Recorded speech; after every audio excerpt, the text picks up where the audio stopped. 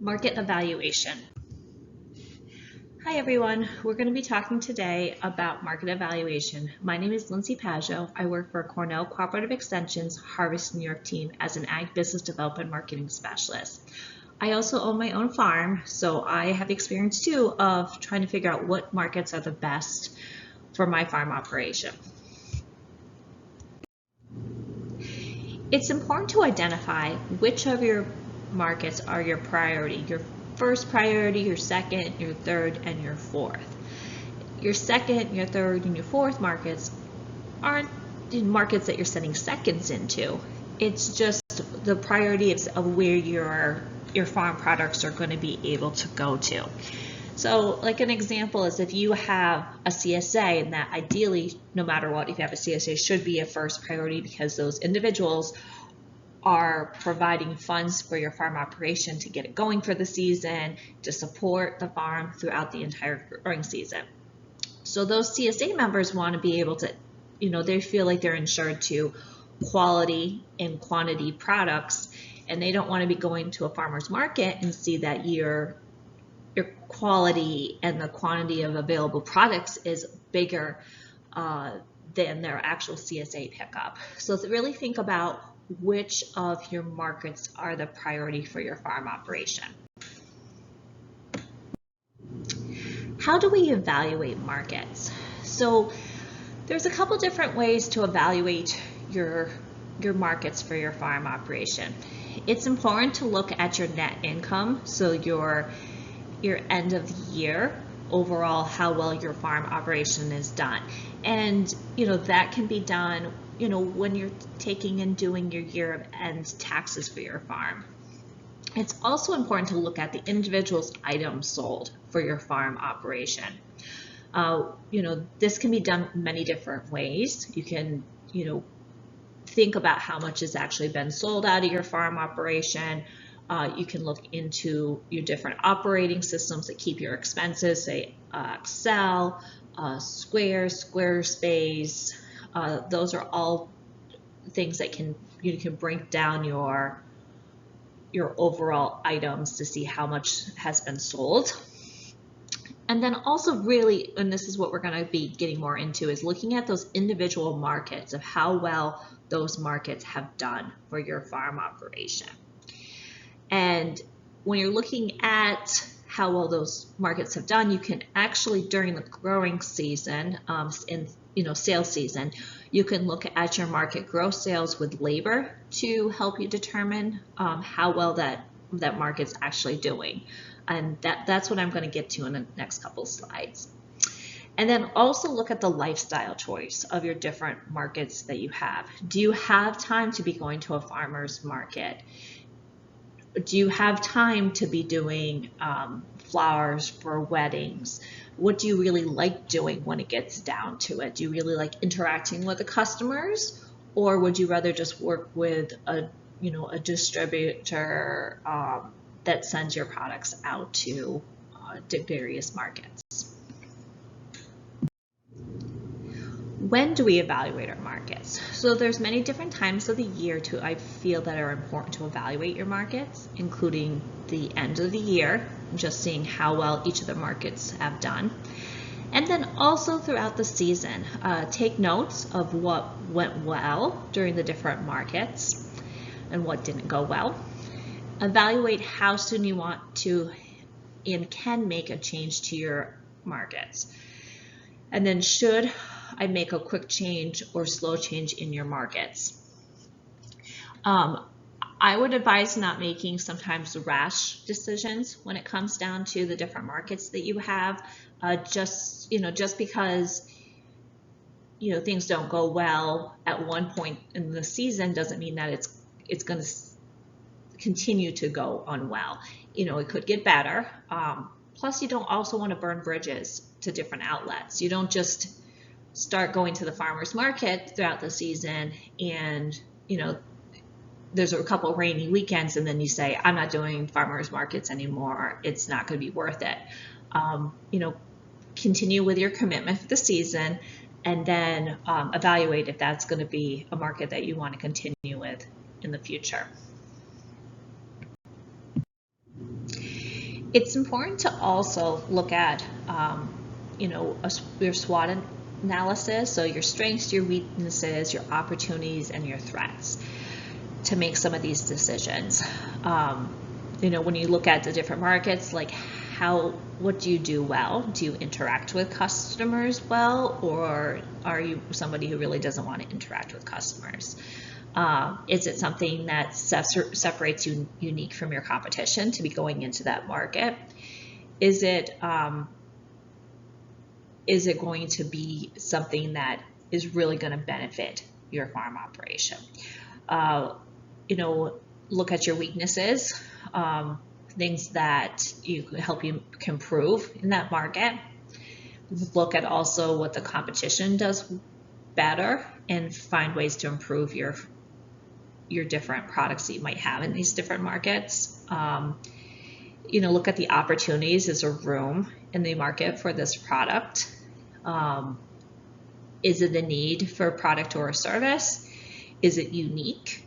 And then, think about the threats of, by bringing this product into the market, is there a possibility for other people to be doing that? Which I sometimes like to always put a positive in things, is just because you might think it's a threat. Competition is good, and you can look at ways to build your farm products in that market to be very strong. When you're doing a market evaluation, it's important to look at the pros and cons of being in each of those different markets. So when you're looking at the different markets that you're in, everyone, as I mentioned in the last slide, has pros and cons.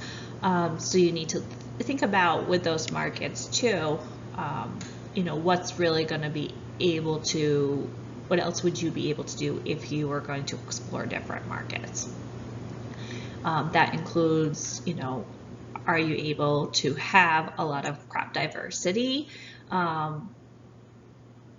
Or not have a lot of crop diversity in your farm operation? What do you think about how much customer interaction you're going to be having?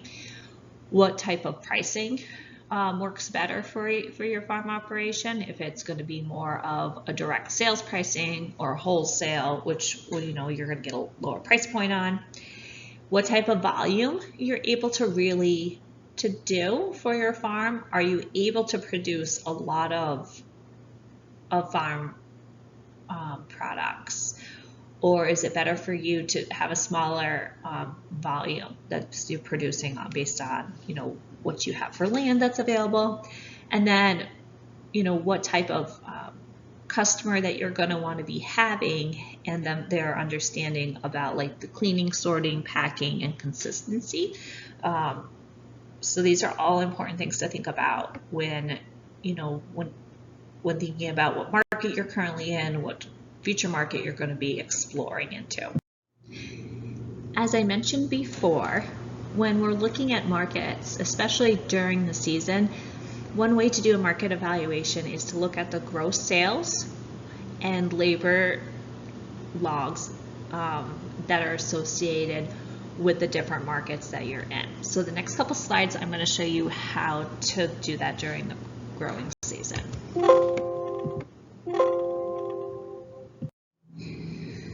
So how do we evaluate a market opportunity based on that gross sales and your labor? So when you're looking at market evaluation, there's 6 interacting factors that impact the performance of a market channel. They include price and profit, associated cost, your sales volume, labor requirement, and the risk. So the example I'm going to give right now is that you're going to participate in a farmer's market. And I know these are a little inflated on the numbers, but this is just to give you an idea of, this market's probably not a good idea when it gets down to it. So you sell at that farm, sell $500 worth of products at that farmer's market. So that's your price and your profit. It costs $300 to sell at that market. So that's your associated costs. Your sales volume is it's only 1 hour per week. It takes you 12 hours to prepare for that farmer's market. So that's your labor requirements. And then if it rains, no customer comes. So that's a risk. So by looking at, your price and your profit, your associated cost, your sales volume, that labor requirements, and that risk, that pretty much tells you this is not a good market to be performing in. So I'm going to talk about this evaluation tool for markets. So looking at your labor logs, your gross sales, those associate costs, your mileage, your farmers markets, etc., those fixed and variable costs for your farm operation, your sales volume that happens, your lifestyle, the risk, and then, kind of rank each category based on what is working. So this is something that you can do during the season for a week or the entire season, whatever is going to work for you. So labor's logs, the reason why it's good to look at labor logs is because this shows your expenses. It's a consistent unit in format. You can have your staff help participate in collecting this information, but also as the owner completing the labor form. And then if everyone completes the form, it's going to give you more of a consistent about how much labor is going into those specific markets per week. And it also gives the staff buy-in that they're participating in decision making in the farm operation. So this is an example of a labor log that you could have your employee or yourself could fill out. And what's involved with the kind of a labor log, especially if you're going to have somebody filling it out, is making sure you have the employee's name, the date, the time spent on a specific task. And I did this labor log as for a cut flower farm. So, which flower particularly was harvested. And how it's broken down is into, in the block is like harvested, green is process and packing, and orange is travel and delivery, and red is sales times. So it's broken down with harvested as the list of what's going to be picked from the field, and also what's harvested. And then processing packaging is making that bouquet, or would be example for vegetable, how you're going to clean and process, package those leafy greens into a clamshell or a bag. In that yellow oranges is that travel and delivery, so loading that truck up or that van up to take the products to markets, and then the traveling to that specific market. And that sales time of the bookkeeping and billing, the sales calls, sales times, or setup and breakdown, setup and breakdown of the farmer's market. Those are all things that are very important. And then just, marketing which, market this was sold into. Was it a CSA, a wedding? And if it's a wedding, whose wedding? You pick a farmer's market, which farmer's market. If it's for a workshop, how to make flower arrangements or wreath making, or what specific that workshop is, or if they have another market.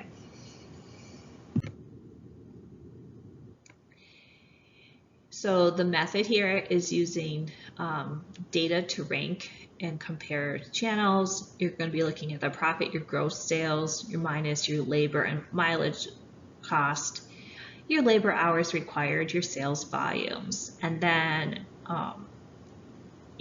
farmer ranking. This is going to be your risk perspective of financial risk, class of sales, etc., and that lifestyle preference of what you enjoy doing.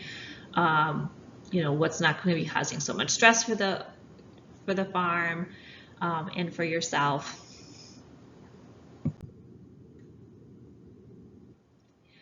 So say, you look at your sales volume, for the week, and you're selling at 2 different farmers markets, a wedding, your farm store, you have a CSA and a U-Pick, and you can see overall for the week is that the weddings are the most profitable for your gross sales, followed by your CSA membership that you have, and then U-Pick does well, and then you've got your farm store, and then the farmers market.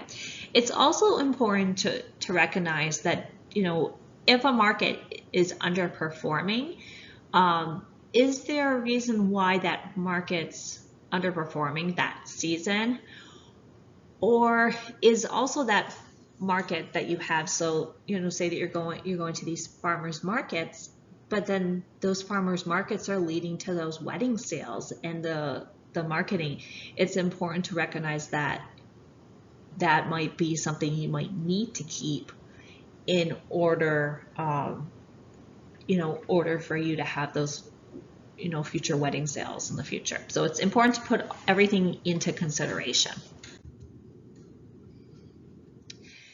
Now you collected your labor hours from those pieces of paper from your staff, and also the labor hours that you put into those different components, and you see that the U-Pick is taking up a lot of hours per week.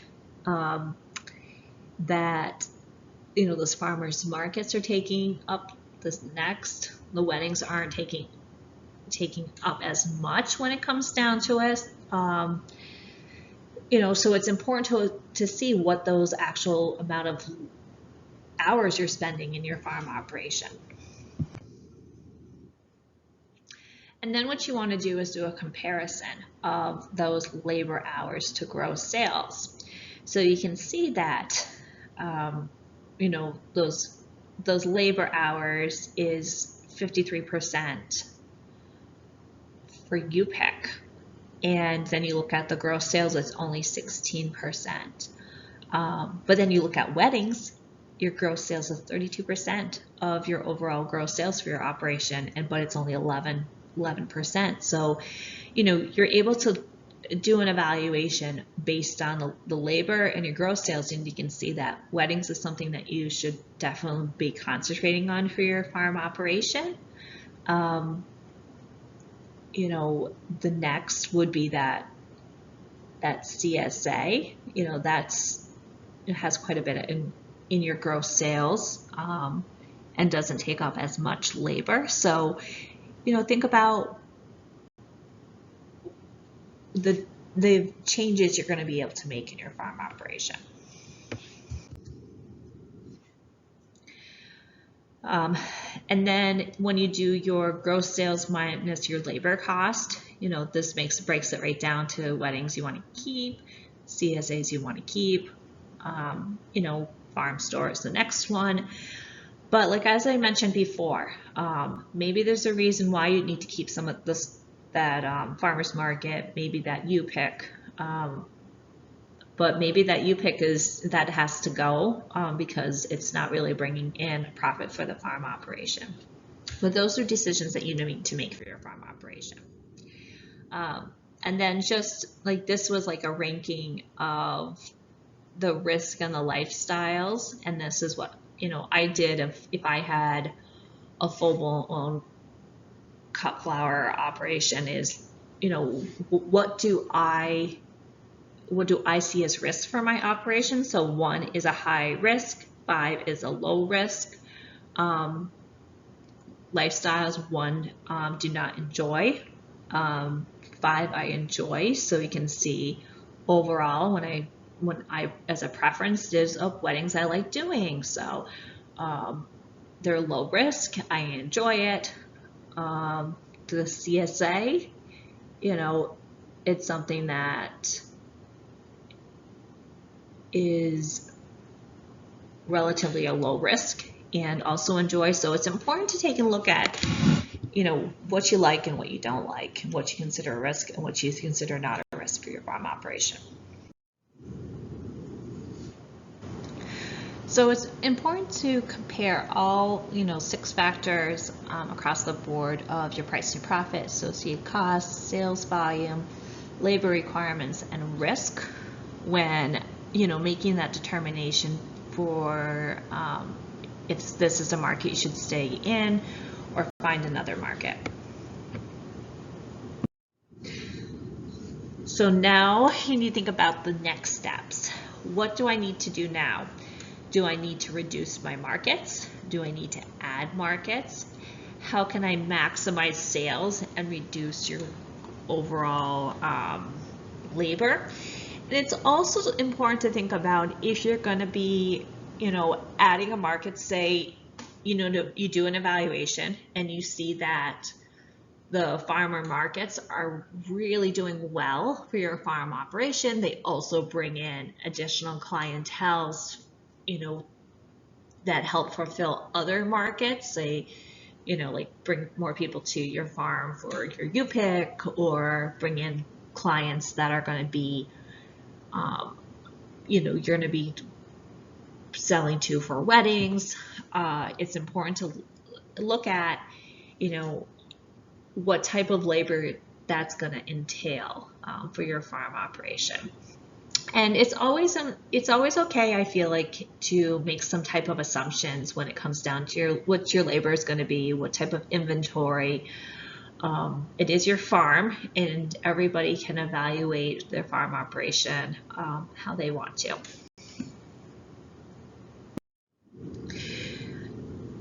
Overall, the farm has control of what type of changes to make or not make. Change is okay, but it's also okay to make no change. It's important to reassess your markets at least yearly. Some people might end up doing quarterly. And then owner time is important. So making sure that you always account for the time that you're spending for your farm operation. And then it's important to make sure you keep records so that you can do an evaluation of your farm operation. After you've done your market evaluation, it may be time to start thinking about finding new markets for your farm products. So it's important to update your marketing plan, including your short-term, mid-term, and long-term goals. Always think about when you're jumping into markets, should you go small or go big? My advice would be always start small and slowly grow over time to make sure that you're going to be able to have enough product available for that particular market. Make sure that you've done market development and market evaluation on retention for the products that you're bringing into these new markets. And then think about, in these markets, if it's an appropriate price, if you're going to be needing to have specific product specs and samples, especially if you're going to be meeting with wholesale potential buyers. And when you're looking at these new markets, are you able to fulfill the quantity that market's going to need? And also making sure that you understand how you're selling into those specific markets. If it's going to, what the process is going to be, what type of, if they're going to have ordering platforms, and this is more like if you start going into like a wholesale, but making sure that even if you're going to be jumping into a new farmer's market, think about, are you going to have the quantity of available product to fulfill that market throughout the entire season. Well, thanks everybody. If you have any questions, please feel free to reach out to me.